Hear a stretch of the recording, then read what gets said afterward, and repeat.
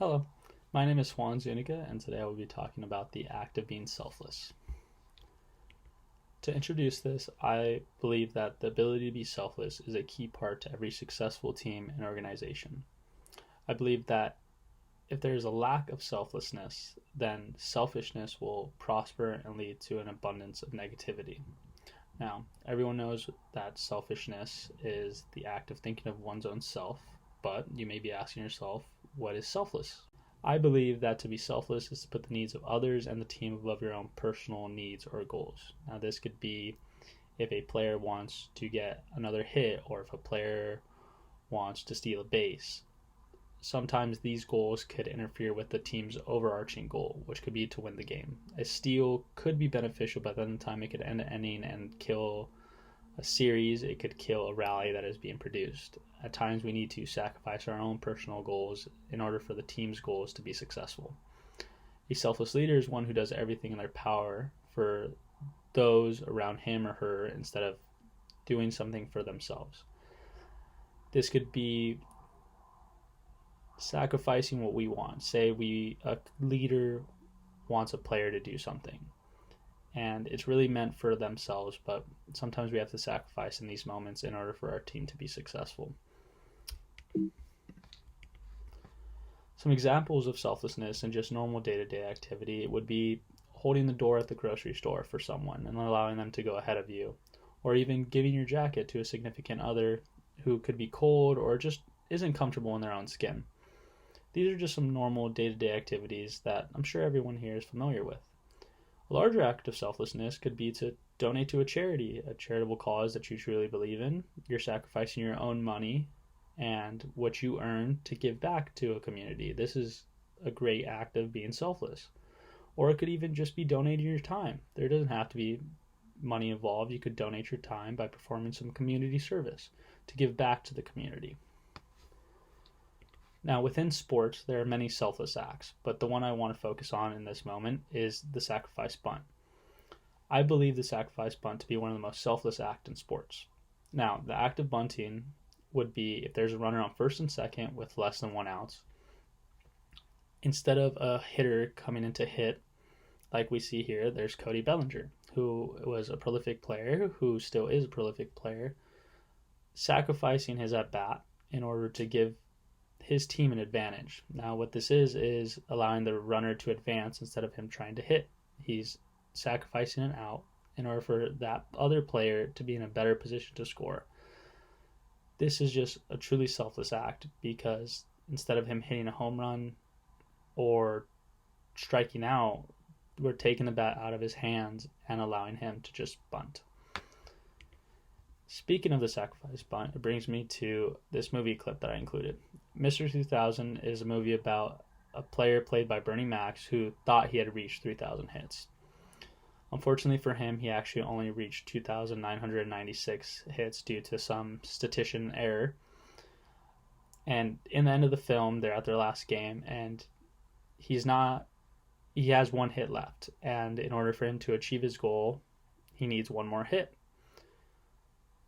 Unfortunately, but fortunately for him, he comes into that bat, and instead of getting a hit, he performs a sacrifice bunt, which in turn, the runner on second goes second home and scores the run. It showed us in this movie that any person could go from being a selfish person to being a selfless person. Throughout the entire movie, he was shown to be selfish, only cared about himself, didn't care about the team, but in one moment, he showed the viewers and everyone that he was able to be selfless, that at the end of the day, he cared more about the team than his own personal goals. Next in my presentation, I included this quote from Ozzie Smith. He says, "I sincerely believe that there is nothing truly great in any man or woman except their character, their willingness to move beyond the realm of self and into a greater realm of selflessness. Giving back is the ultimate talent of life. That is the greatest trophy on my mantle." What he means by this is throughout all his accomplishments and everything he has achieved throughout his career, his greatest accomplishment was his ability to give back, his ability to be selfless. And if a great player such as Ozzie Smith values being selfless this much, then perhaps others should also value it just as much. This brings me to my next topic of being a selfless teacher. We see that many teams have selfless leaders that are ones that care more about teaching than they do playing. They are able to bring value by teaching instead of just performing. In an ESPN article I found, they were discussing a few characters and a few players that were able to give back to the team through acts of selflessness. First, they talked about Sandy Alomar Jr., who was a 40-year-old catcher for the Dodgers at the time. They said he comes to the ballpark like a 20-year-old every day, ready to play, knowing he's probably not going to play. In the article, they continue to talk about how Sandy Alomar Jr. was more than just a good player. He was a great teacher, and towards the end of the career, he brought more value to the team as a teacher than he did as a player. He went on to mentor a player named Russell Martin, who went on to be the Dodgers catcher for a number of years, went on to the Yankees, the Blue Jays, and eventually found his way back to the Dodgers. Through the teachings of Sandy Alomar, he was able to create his own great career. And I'm sure in the article they said if they were to ask Russell Martin today about some of his mentors, that without a doubt that they would include Sandy Alomar Jr. Another great selfless teacher is Mike Matheny. In the article they said, to understand who Matheny is, all you have to do is watch him in the bullpen before the start of a game. He's on his knees, all alone, practicing blocking imaginary pitches in the dirt. Many catchers never practice that. Matheny still does it at age 35. No one blocks a ball better than he does, no one calls a better game than he does, and no one goes to the mound and calms down or jacks up a pitcher better than Matheny. What they're talking about here is just the ability for someone to still come to work regardless of their resume, regardless of their accomplishments, because in the back of that person's mind, they know that their work ethic is what got them there, that they need to continue to practice in order to benefit the team. It is that type of act of selflessness which sets apart certain players. I said that catchers in baseball are some of the most underappreciated athletes in sports, and to them, they do not care. They are some of the most selfless athletes in sports. What we don't see in sports and games is the countless hours that catchers spend catching pitchers, mentoring the younger players in order for them to be who they're supposed to be, in order for them to gain the confidence they need.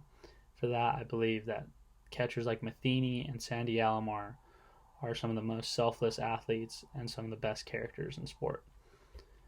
I also was able to find this quote from Matheny's book, Matheny Manifesto, and he says, being a good teammate starts and ends with thinking more about your team than you do about yourself. Selflessness is the goal, not thinking less of yourself, but thinking of yourself less.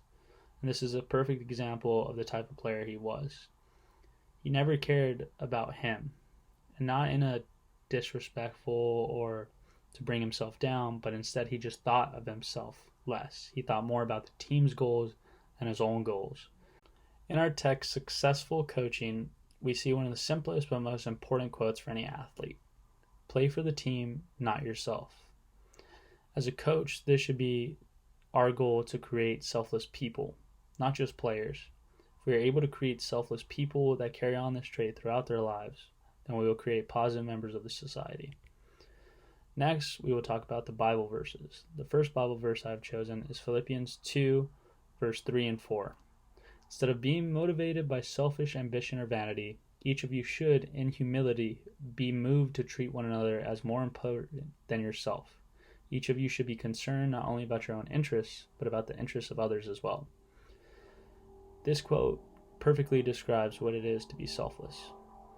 The next quote, Romans 2, verse 8, says, but for those who are self-seeking and who reject the truth and follow evil, there will be wrath and anger, which shows us the consequences for being selfish. In conclusion, successful teams will always put each other in front of themselves. The selfless teams will always play for the name on the front of the jersey, while selfish teams will always play for the name on the back. If we are able to create teams that are selfless and play for the name on the front of the jersey, then we have succeeded as educators and as coaches. Thank you for listening to my oral presentation, and I hope you enjoyed and learned something new about being selfless.